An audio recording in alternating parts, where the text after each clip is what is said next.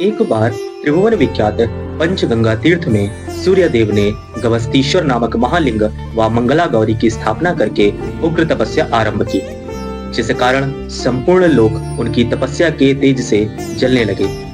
जैसे कदम्ब का फल जिसमें चारों ओर सिर्फ पुष्प दिखाई देते हैं, फल नहीं, उसी प्रकार ऊपर नीचे अगल बगल सिर्फ सूर्य की किरणें दिखाई देती थी, सूर्यदेव नहीं, जिससे सारा संसार दग्ध होने लगा। जिसे देख भगवान विश्वनाथ सूर्यदेव को वर देने के लिए उद्यत हुए।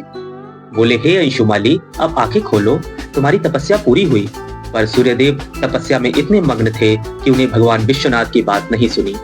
इस पर भगवान ने उनका स्पर्श किया और स्पर्श होते ही सूर्यदेव ने अपनी आंखें खोली और अपने समक्ष भगवान विश्वनाथ को देखा और उन्होंने उनकी स्तुति करना प्रारंभ की। वे बोलते हैं, हे देवादिदेव, जगतपते, सर्वव्यापी, भर्ग, भीम, भव, चंद्रभूषण, हे भूतनाथ तथा हे भवभयहारी देव, आप प्रणत जनों को मनोवांछित वस्तु देने वाले हैं।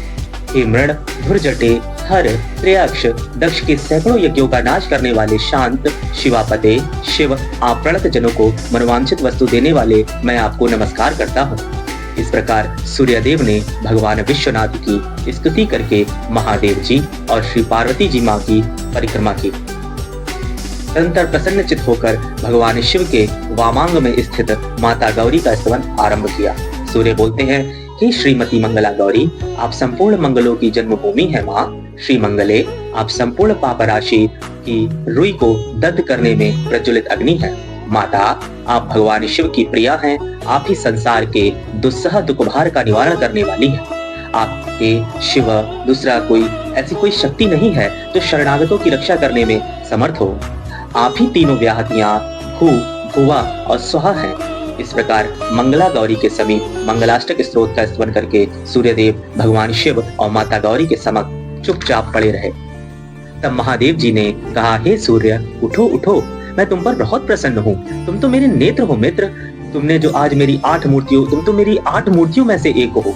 आज से तुम सर्वज्ञ, व्यापी, संपूर्ण तेजों के समुदाय का संपूर्ण कर्मों के ज्ञाता हो।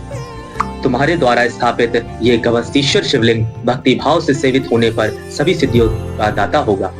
तुमने जो चंपा और कमल के समान कांति वाली गवस्ती मालाओं यानी जो किरणें हैं, उनसे इस शिवलिंग का पूजन किया, इसी कारण इसका नाम गवस्तीश्वर शिवलिंग होगा।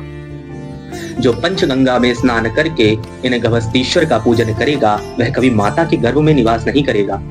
जो पुरुष या स्त्री चैत्र शुक्ल तृतीया को यहाँ उपवास करके वस्त्र, आभूषण आदि महान उपचारों से इन मंगला गौरी की पूजा करेगी तथा प्रातः काल उठकर अपने व्रत का पारण करेगी, वह कभी दरिद्रता को प्राप्त नहीं हो रही होगी। यहाँ तपस्या करके तुम्हारे मयूख समूह यानी तुम्हारी सिर्फ किरण पुंज ही देखे गए हैं, जिस कारण से तुम्हारा नाम यहाँ पर मयूखादित्य होगा। जो भी रविवार को तुम्हारा दर्शन करेंगे, वह कभी दरिद्रता को प्राप्त नहीं होंगे। तो आप जब भी आए काशी, भगवान गवस्तीश्वर महादेव, मंगला गौरी और मयूखादित्य का दर्शन अवश्य करें। ये तीनों एक ही प्रांगण में स्थित हैं। ये सिंधिया घाट और पंचगंगा घाट के बीच में स्थित हैं। तो आप काशी आए तो अवश्य इनका दर्शन करें।